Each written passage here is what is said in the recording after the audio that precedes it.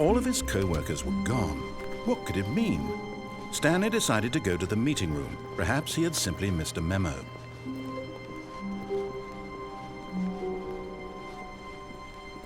When Stanley came to a set of 2 open doors, this was not the correct way to the meeting room, and Stanley knew it perfectly well. Perhaps he wanted to stop by the employee lounge first, just to admire it. Ah, yes, truly a room worth admiring. It had really been worth the detour after all. But eager to get back to business, Stanley took the first open door on his left. Stanley was so bad at following directions, it's incredible he wasn't fired years ago. Look, Stanley, I think perhaps we've gotten off on the wrong foot here. I'm not your enemy, really, I'm not. I realize that investing your trust in someone else can be difficult, but the fact is that the story has been about nothing but you all this time. There's someone you've been neglecting, Stanley. Someone you've forgotten about. Please, stop trying to make every decision by yourself. Now, I'm not asking for me, I'm asking for her. This is it, Stanley. Your chance to redeem yourself. To put your work aside, to let her back into your life. She's been waiting. That's her, Stanley. You need to be the one to do this, to reach out to her. If you can truly place your faith in another, then pick up the phone. As Stanley picked up the phone, a white light engulfed him, filling him not just with radiance, but with hope. Hope for a life reunited one... Wait. Oh, goodness. Stanley, did you just unplug the phone? No, that wasn't supposed to be a choice. How did you do that? You actually chose incorrectly? I didn't even know that was possible. Let me double-check. No, it's definitely here, clear as day. Stanley picks up the phone. He's taken to his apartment where he finds his wife, and the two pledge themselves to one another. Music comes in, fade to white, roll credits. Not picking up the phone is actually somehow an incorrect course of action. How is that even possible? None of these decisions were supposed to mean anything. I don't understand. How on earth are you making meaningful choices? What did you... Wait a second. Did I just see... No, that's not possible. I can't believe it. How had I not noticed it sooner? You're not Stanley. You're a real person. I can't believe I was so mistaken. This is why you've been able to make correct and incorrect choices. And to think I've been letting you run around in this game for so long. If you'd made any more wrong choices, you might have negated it entirely. It's as though you completely ignored even the most basic safety protocol for real-world decision-making. Or did you not grasp the severity of the situation? Well, I won't have that kind of risk on my watch. I'm going to stop the game for a moment so we can educate you properly on safe decision-making in the real world. Please observe this helpful instructional video. Choice. It's the best part of being a real person, but if used incorrectly can also be the most dangerous. For example, in this scenario, a hypothetical real person named Stephen has a choice. He could spend years helping improve the quality of life for citizens of impoverished third world nations.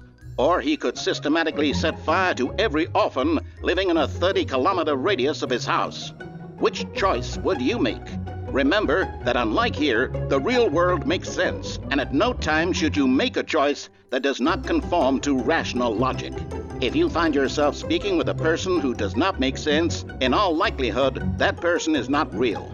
Allow the person to finish their thought, then provide an excuse why you cannot continue talking. Turn to a partner and practice saying, "My goodness, is it 4:30? I'm supposed to be having a back, sack, and crack."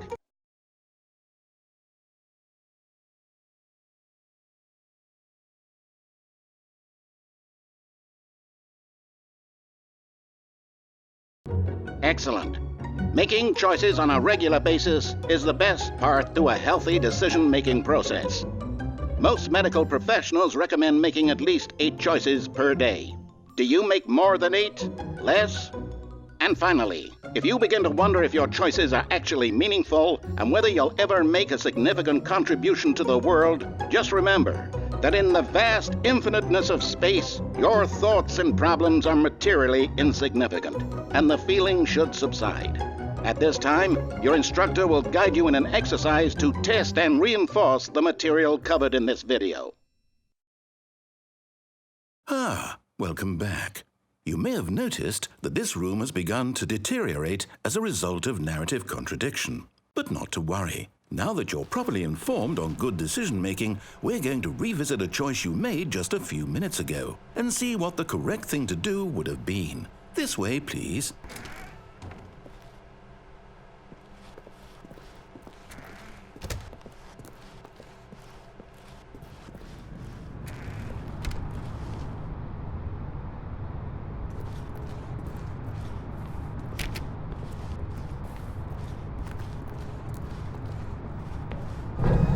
Now that we know your choices are meaningful, we can't have you jumping off the platform and dying. Imagine the main character dying senselessly halfway through the story. That story would make no sense at all. We just need to get you home as soon as possible before the narrative contradiction gets any worse. Unfortunately, it seems this place is not well equipped to deal with reality.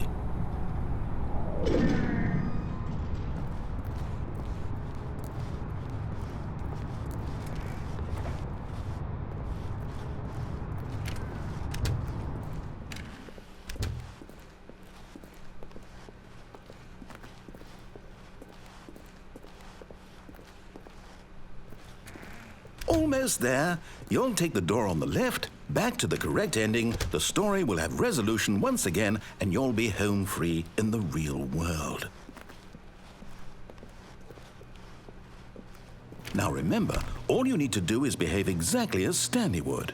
That means choosing responsibly and always putting the story first. I'm quite sure you'll be up to the task. Just follow my lead and you'll be fine. All right.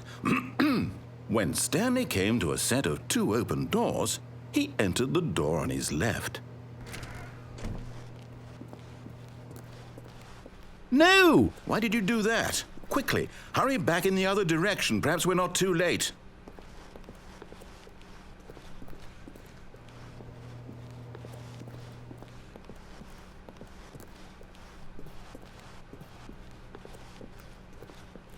Oh, it's ruined.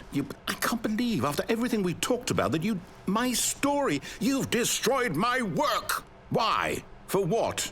What did you get out of that? What did you think was so special about seeing the game undone, left here like so much garbage? It's worthless now. And what am I supposed to do? Even if there were a way to continue, would it be worth it? To know that my story is now incorrect? How can I go back to that? I can't erase that knowledge. I'll have to live with it forever, reliving its impossibility forever. I couldn't live that way. Is it better to shut the game down entirely? To willingly destroy all of my work? I don't know. What's the answer? What do I do? What do I do? What do I... No, I have to. I have to shut the game down. I have to. I have to.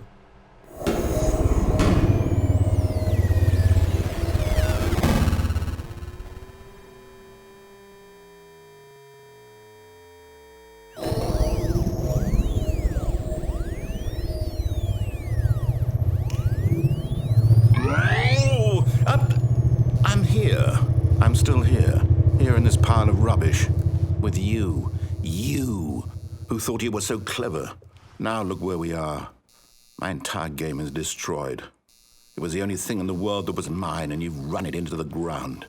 What, did you think that would be funny? You just had to see? Didn't I impress upon you how important it was to be like Stanley? He actually knows how to do what I tell him to. He understands that if I say to do something, there's a damn good reason for it. That thought hadn't even occurred to you, had it? That there's a world outside of you? You're a child. Oh, my story. If you'd just gone through the door on the left, you would have seen it. There was a whole underground facility. You would have destroyed it and been victorious. It would have been so perfect. I worked so hard on it. I tried so hard. Behave exactly as Stanley would. That means choosing responsibly and always putting the story first. I'm quite sure you'll be up to the task. Just follow my lead and you'll be fine. All right. When Stanley came to a set of 2 open doors, he entered the door on his left.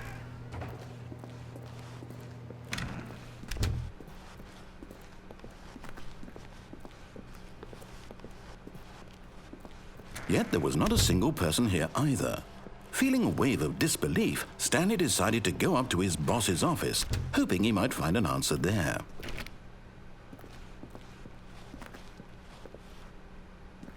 Coming to a staircase, Stanley walked upstairs to his boss's office.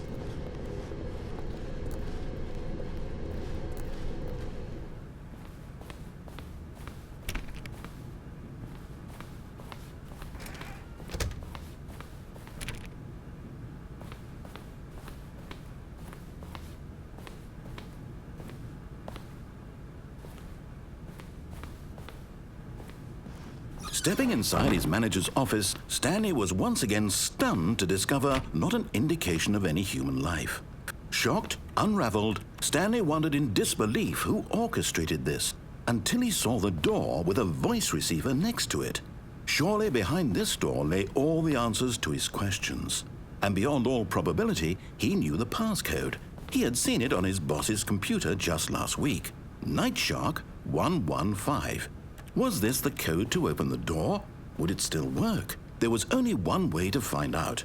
Stanley had been trained never to speak up, but now he would draw from within himself the courage to face the unknown. He drew a sharp breath and then spoke the code.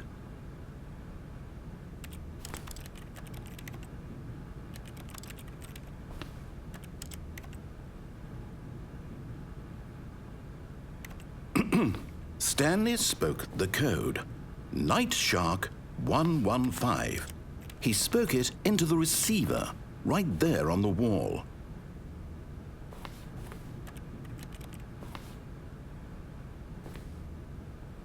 I'm sorry, is there a problem?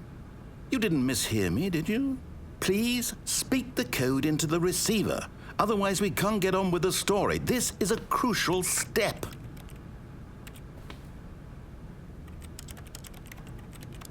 Okay, fine, you're not going to do it, but you know what? It's pretty humiliating to bring you this far, only for you to suddenly decide you have better things to do. I asked you for this one single thing, for your respect. The kind of respect Stanley shows for his choices. He knows what it means to take a story seriously. If you didn't want to see what I had to show you, then why did you come here? You had a choice, you know. You could have gone through the door on the right. You could have done whatever the hell you wanted over there. Why did you come this way? Speak. Say something to me. Explain yourself, you coward. When Stanley came to a set of 2 open doors, he entered the door on his left. Stanley? Hello? Are you... Is everything okay? Stanley, please. I need you to make a choice. I need you to walk through the door. Are you listening to me? Can you hear me? Is everything all right? Stanley, this is important. The story needs you. It needs you to make a decision. It cannot exist without you. Do you understand me? Whatever choice you make is just fine. They're both correct. You cannot be wrong here. We can work together. I'll accept whatever you do. I simply need you to take that step forward, please. Choose. Do something. Anything. This is more important than you can ever know. I need this. The story needs it. So, you hear me? Are you there? Are you listening to this? Stanley, are you there? Okay. It's okay, I can wait. You need time to decide. Time to make sure your choice is correct. That is the best choice. That's all right. I'll wait for you to decide what's the right thing to do. Take as much time as you need.